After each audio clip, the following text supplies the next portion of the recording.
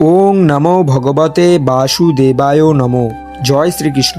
রাধে রাধে। নমস্কার, Subhajit spiritual YouTube চ্যানেলে আপনাদের সবাইকে স্বাগত।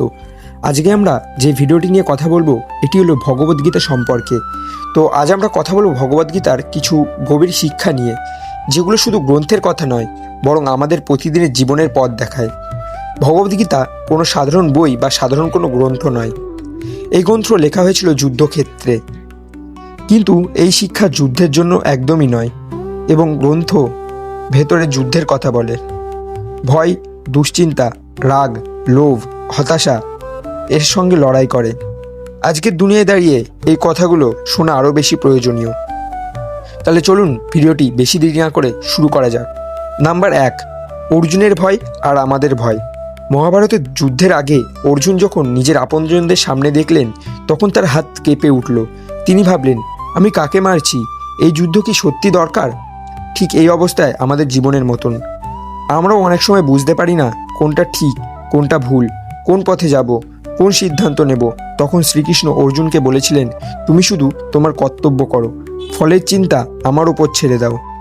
এই একটি কথাই জীবনের অধিক দুশ্চিন্তা শেষ করে দেয়। নাম্বার 2, কর্ম করো, ফল ছেড়ে দাও। আমরা সব সময় ভাবি, ফল কি হবে? আমি সফল হব তো? লোকে কি বলবে? কিন্তু শ্রীকৃষ্ণ বলেন, এই চিন্তায় মানুষকে দুর্বল করে দেয়। ভগবদ্গীতায় বলা হয়েছে, কর্ম করো কিন্তু আসক্ত হও না। এর মানে এই নয় যে তুমি চেষ্টা করবে না। এর মানে হলো সৎভাবে কাজ করো, পুরো মন দিয়ে চেষ্টা করো, কিন্তু ফল না পেলে নিজেকে শেষ করে দিও না, কারণ ফল তো সবসময় আমাদের হাতে থাকে না। নাম্বার 3, ভালো মানুষ হলেই কষ্ট কেন আসে? এই প্রশ্নটা সবাই করে। অনেকে বলে, আমি তো কারো ক্ষতি করি না, তাহলে আমার জীবনে এত কষ্ট কেন? শ্রীকৃষ্ণ এর উত্তর দিয়েছেন। তিনি বলেন, এই দুনিয়ায় সুখ দুঃখ হলো দুটোই ক্ষণস্থায়ী। যেরকম গ্রীষ্ম আসে, যেরকম শীত আসে, মানুষের জীবনে সেরকম সুখও আসে, দুঃখও আসে, আবার চলে যায়। যে মানুষ দুঃখের সময় শান্ত হয়ে থাকতে পারে, সেই হলো আসল শক্তিশালী মানুষ। নাম্বার 4, আসক্তিতেই দুঃখের মূল। ভগবদ্গীতার সবথেকে বড় শিক্ষা হলো আসক্তি ও কষ্টের মূল।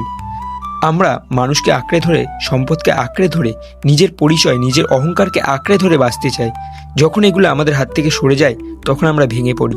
শ্রীকৃষ্ণ বলেন, এত কষ্ট কেন? যা তোমার নয় তাকে জোর করে কখনোই ধরে পাওয়া যায় না, আর যা তোমার জন্য ঠিক করা আছে তা সময় হলে ঠিক তোমার কাছে চলে আসবে।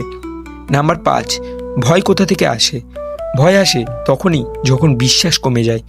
ভগবদ্গীতায় শ্রীকৃষ্ণ বলেন যে, আমাকে বিশ্বাস করে, আমি তার বোঝা নিজে বহন করি। এর মানে এই নয় যে তুমি বসে থাকবে। এর মানে হলো নিজের কাজ তুমি করবে, আর ভেতরে ভেতরে বিশ্বাস রাখবে যে সব ঠিক হয়ে যাবে। বিশ্বাস মানে অলসতা নয়, বিশ্বাস মানে ভরসা। নাম্বার 6, অহংকার মানুষকে দুর্বল করে দেয়।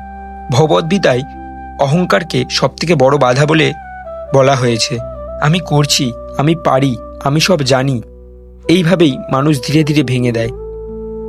শ্রীকৃষ্ণ বলেন, তুমি শুধু একটি মাধ্যম, সব কিছু তোমার মাধ্যমে হচ্ছে, কিন্তু তুমি একা নও।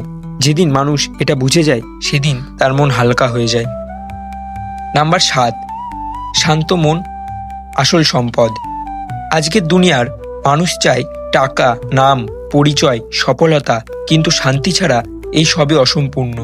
ভগবদ্গীতা শেখায়, শান্ত মানেই সবথেকে বড় সম্পদ। যে মানুষ নিজের মনকে নিয়ন্ত্রণ করতে পারে, সেই বাইরের দুনিয়া সামলাতে পারে। নাম্বার 8, সময় সব শেখায়। অনেক সময় আমরা তাড়াহুড়ো করি, আমরা চাই সব কিছু এখনই হোক, এখনই সব কিছু ঠিক হয়ে যাক। কিন্তু শ্রীকৃষ্ণ বলেন, সব কিছুর একটা সময় আছে। যা দেরিতে আসে তা অনেক সময় ধরে থাকে আর এবং গভীর শিক্ষা নিয়ে আসে। আর যদি জীবন কঠিন মনে হয়, তাহলে মনে রেখো, সবসময় শ্রীকৃষ্ণ তোমার সাথেই আছে। এই কঠিন সময় তোমাকে ভবিষ্যতের জন্য তৈরি করছে। শেষ উপদেশ, আজ যদি তুমি ক্লান্ত হও, হতাশ হও, মনে হয় কিছু ঠিক হচ্ছে না, তাহলে একটা কথা সবসময় মনে রেখো, শ্রীকৃষ্ণ কখনো ভুল পথে নেন না। যা হচ্ছে তোমাকে ভাঙার জন্য নয়, যা হচ্ছে তোমাকে গড়ার জন্যই হচ্ছে। নিজের কর্তব্য করে যাও, অহংকার ছেড়ে দাও আর বিশ্বাস ধরে রাখো। শ্রীকৃষ্ণ তোমার সঙ্গেই আছে, আজ কাল আর সব সময়। জয় শ্রীকৃষ্ণ। ভিডিওটি কেমন লাগলো তা অবশ্যই কমেন্টে জানাবেন। আর ভিডিওটি ভালো লাগলে ভিডিওটিকে একটি লাইক করে দেবেন।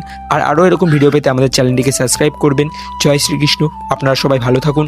নমস্কার। আজকের ভিডিওটি এখানে শেষ করছি।